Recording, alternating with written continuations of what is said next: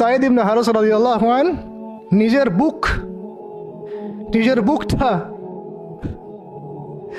বুকটা নবী সাল্লাল্লাহু আলাইহি ওয়াসাল্লামের সামনে এইভাবে দিয়ে দিয়েছেন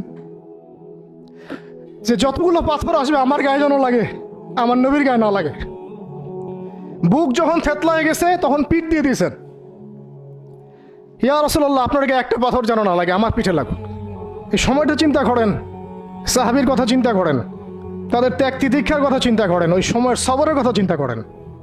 এমন পাথর মারা হচ্ছিল যে রাসূল সাল্লাল্লাহু আলাইহি ওয়াসাল্লামের মানে গায়ে লেগে রক্ত বের হতে হতে সেই রক্ত দিয়ে পায়ের যে জুতাটা আছে এই জুতাটা আটকে গেছে এইভাবে। আর কার এগেন্স্টে করছে? আল্লাহর প্রিয় হাবিব, যার জন্য আল্লাহ পাক ফিরদাউস রেখেছেন, মাকামে মাহমুদ রেখেছেন, যার সুপারিশ ছাড়া আমরা মনে হয় না জান্নাতে কেউ যেতে পারবো, অসম্ভব।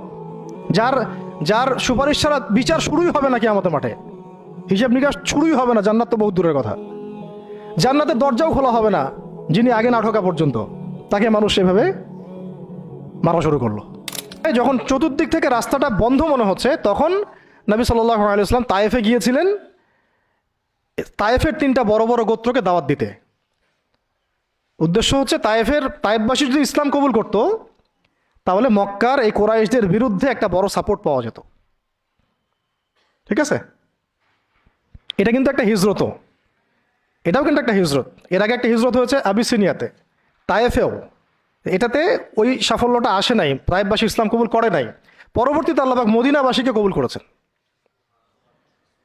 ওগুলো আমরা পরে আস্তে আস্তে আলোচনা আনবো ইনশাআল্লাহ। আজকে শুধু এতটুকু বলছি তায়েফের কথাটা।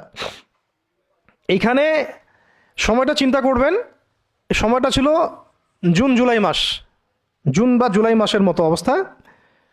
মানে মানে কাঠ ফাটা রোদ বলতে আমরা যা বুঝি, প্রচণ্ড রোদ, প্রচণ্ড গরম, মরুভূমির উত্তপ্ত একটা অবস্থা। এই অবস্থায় মক্কা থেকে তায়েফের ডিস্টেন্স হচ্ছে প্রায় 100 কিলোমিটার, প্রায় 100 কিলোমিটার।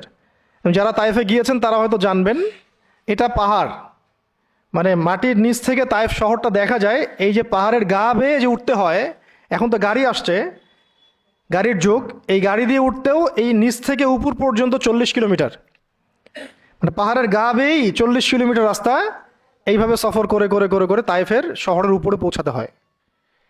এই কাজটা নবী সাল্লাল্লাহু আলাইহি ওয়াসাল্লাম তার সময় করেছেন পায়ে হেঁটে, তাও জুন জুলাই মাসের মতো উত্তপ্ত অবস্থায়, গরমের অবস্থায়। এবং এই সফরে নবী সাল্লাল্লাহু আলাইহি ওয়াসাল্লামের সাথে মাত্র একজন সাহাবী ছিলেন, সেই সাহাবীর নাম যায়েদ ইবনে হারেসা রাদিয়াল্লাহু আনহু।